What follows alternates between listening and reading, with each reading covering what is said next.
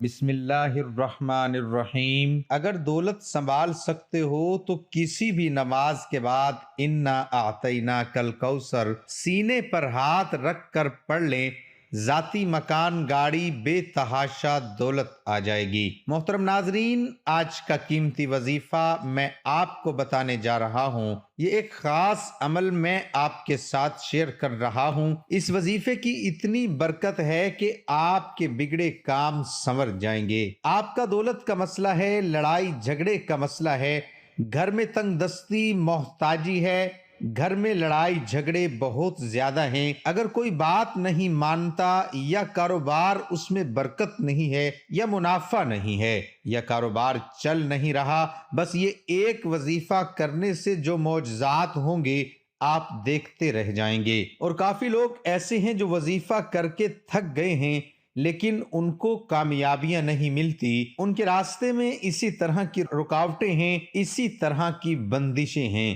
تو ان کے لیے بھی یہ عمل ہے، وہ بھی اس وظیفے کو کر لیں تو انشاءاللہ اللہ پاک ایسا معجزہ فرمائیں گے، اللہ پاک ایسا کرم فرمائیں گے کہ تمام مشکلات، تمام پریشانیاں ختم ہو جائیں گی۔ آج کے دن یہ خاص وظیفہ کیجئے۔ اس سورت کو پڑھنے والا آج تک کبھی کسی حاجت سے محروم نہیں رہا۔ اس آیت کو پڑھنے والے کو مانگنا نہیں پڑتا اور اسے مل جاتا ہے۔ میرے بھائیو، نبی کریم صلی اللہ علیہ وآلہ وسلم نے فرمایا، اے عبداللہ بن قیس، کیا میں تمہیں جنت کے خزانوں میں سے ایک خزانے کے متعلق نہ بتاؤں؟ میں نے عرض کیا، یا رسول اللہ صلی اللہ علیہ وآلہ وسلم، کیوں نہیں، ضرور بتائیے۔ تو آپ صلی اللہ علیہ وآلہ وسلم نے فرمایا، تم کہو لا حول ولا قوت الا باللہ، نہ گناہ سے بچنے کی ہمت ہے، نہ نیکی کرنے کی طاقت مگر اللہ کی توفیق صحیح ہے۔ بخاری اور مسلم نے اس کو روایت کیا ہے۔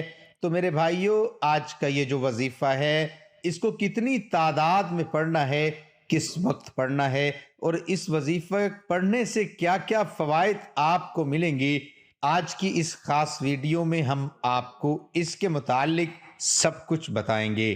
حدیث پاک صلی اللہ علیہ وسلم کا ارشاد ہے، اے لوگو، اتنی عبادت کرو جو قابل برداشت ہو، کیونکہ اللہ ثواب دینے سے نہیں رک سکتا یہاں تک کہ تم خوف عبادت کرنے سے اکتا جاؤ گے۔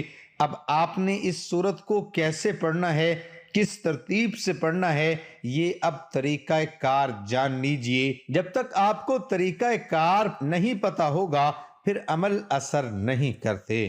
کچھ خاص احتیاط ہوتی ہیں، تو اب اس کا طریقہ کار جان لیجئے۔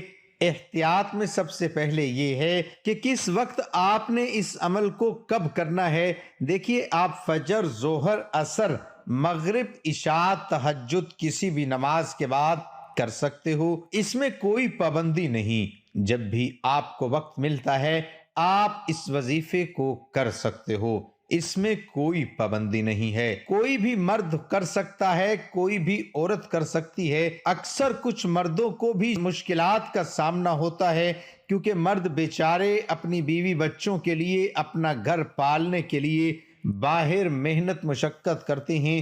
اسی طرح کچھ عورتوں کو بھی بہت سے مسائل ہوتے ہیں، وہ بھی اس عمل کو کر سکتی ہیں، اور لازمی کریں تاکہ آپ کی زندگی میں آسانیاں آئیں۔ دولت، پریشانی، جو بھی آپ کا مسئلہ ہے، بس آپ نیت رکھ کر یہ پڑھو گے، یہ عمل کرو گے تو آپ کے مسائل حل ہو جائیں گے انشاءاللہ۔ اس وظیفے کی برکت سے اللہ پاک کی خصوصی رحمت ہوگی۔ عورتیں اس کو خاص ایام میں بھی کر سکتی ہیں، اس میں بھی کوئی پابندی نہیں ہے۔ اگر آپ کوئی عمل کرتے ہیں، کوئی وظیفہ کرتے ہیں، کوئی تسبیح کرتے ہیں، اس کے فوراً بعد بھی اس عمل کو کیا جا سکتا ہے، اس میں بھی کوئی پابندی نہیں ہے۔ وقت کو مد نظر رکھ کے وظیفے کی طرف چلتے ہیں۔ اعوذ باللہ من الشیطان الرجیم، بسم اللہ الرحمن الرحیم۔ یہ وظیفے کا حصہ ہے، آپ نے لازمی پڑھنا ہے۔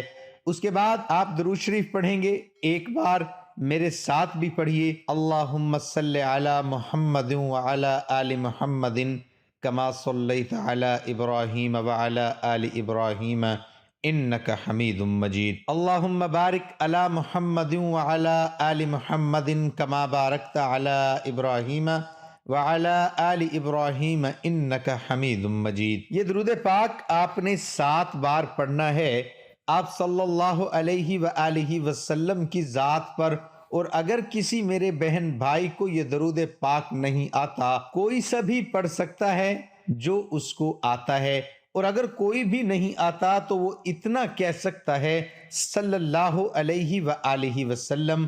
اس کے بعد آپ نے یہ سورت انا اعطیناک الکوثر پڑھنی ہے۔ قرآن پاک کی سورت کوثر کے نام سے بھی ہم جانتے ہیں۔ اس سورت کو آپ نے کب پڑھنی اور کیسے پڑھنی ہے، کتنی بار پڑھنی ہے، سب طریقہ بتاؤں گا انشاءاللہ۔ جب آپ اس وظیفے کو کریں گے یہ سب پریشانیاں آپ کے اوپر سے دور ہو جائیں گی۔ اللہ پاک اسی صورت میں ہمیں یہ آگاہ بھی کر رہے ہیں کہ ہم غمگین اور اداس نہ ہوں، کیونکہ ہر مصیبت کے بعد آسانی ہوتی ہے۔ لہٰذا اگر کوئی اللہ تعالیٰ کے دین پر ایمان رکھتا ہے، اللہ تعالیٰ کے وعدوں پر کامل بھروسہ رکھتا ہے، اور اللہ تعالیٰ کے کلام اور رسول اللہ صلی اللہ علیہ وآلہ وسلم کی باتوں پر مکمل یقین رکھتا ہے، تو وہ مصیبت کے بعد آسانی ضرور دیکھے گا، اور اس کی زندگی میں تنگی کے بعد خوشحالی ضرور آئے گی۔ آپ نے اس سورت کو صرف 21 بار سینے پر ہاتھ رکھ کر پڑھنا ہے، اچھی طرح پڑھنا ہے، اور جب آپ اس کو پڑھیں گے آپ کے ذہن میں آپ کے مقصد ہوں، جو آپ کے لیے مشکلات بنی ہوئی ہے، جو آپ کی حاجتیں ہوں، آپ یقیناً اس نیت سے ہی کریں گے کہ آپ کے تمام مسائل دور ہو جائیں۔ اب آپ نے وہیں بیٹھے جگہ چھوڑے بغیر لا حول ولا قوت الا باللہ العلی العظیم، لا حول ولا قوت الا باللہ العلی العظیم، صرف اتنا پڑھنا ہے کہ میں پورے یقین کامل سے کہتا ہوں کہ اس تسبیح کو ہر کوئی جانتا ہے۔ لا حول ولا قوت الا باللہ کا مطلب حضرت عبداللہ بن مسعود رضی اللہ عنہ فرماتے ہیں کہ لا حول ولا قوت الا باللہ کو میں نے رسول اللہ صلی اللہ علیہ وسلم کے سامنے پڑھا تو آپ صلی اللہ علیہ وسلم نے فرمایا کہ اس کا مطلب جانتے ہو کیا ہے؟ میں نے عرض کیا اللہ اور اس کے رسول صلی اللہ علیہ وآلہ وسلم خوب جانتے ہیں۔ آپ صلی اللہ علیہ وسلم نے خود ہی ارشاد فرمایا اس کا مطلب یہ ہے گناہ سے بھرنے کی طاقت نہیں مگر اللہ کی حفاظت سے، اور اللہ کی عبادت کرنے کی قوت نہیں مگر اللہ کی مدد سے، اور فرمایا جو بندہ ہر وقت استغفار کرتا رہتا ہے اللہ اس کی ہر مشکل آسان کر دیتا ہے اور ہر غم دور کر دیتا ہے، اور ایسی جگہ سے روزی دیتا ہے کہ جہاں سے اس کا گمان بھی نہیں ہوتا۔ اس کی آپ نے 100 دانوں کی ایک تسبیح کرنی ہے۔ اس کے بعد آپ نے دعا کرنی ہے سبحان اللہ یا رب کریم، یا اللہ آپ کو اپنی شان کریمی کا واسطہ ہم گناہ گاروں پر اپنے گھر کے دروازے بند نہ کر، ہم سیاکار ہیں لیکن ہیں تو تیرے ہی بندے، تیرے سوا ہمارا کوئی سہارا نہیں، یا ذوالجلال والاکرام ہم تجھ سے اپنے گناہ کی معافی مانگتے ہیں، جو تنہائی میں کیا یا محفل میں کیا، نادانی میں کیا یا انجانے میں کیا، اللہ اپنی شان کریمی کے صدقے، اپنے کعبہ کی عظمت کے صدقے معاف کر دے۔ تمام دوستوں سے گزارش ہے کہ اللہ تعالیٰ کے 99 ناموں میں سے ایک نام ضرور ٹائپ کریں۔ اللہ ہم سب کا حامی و ناصر ہو۔ اللہ حافظ۔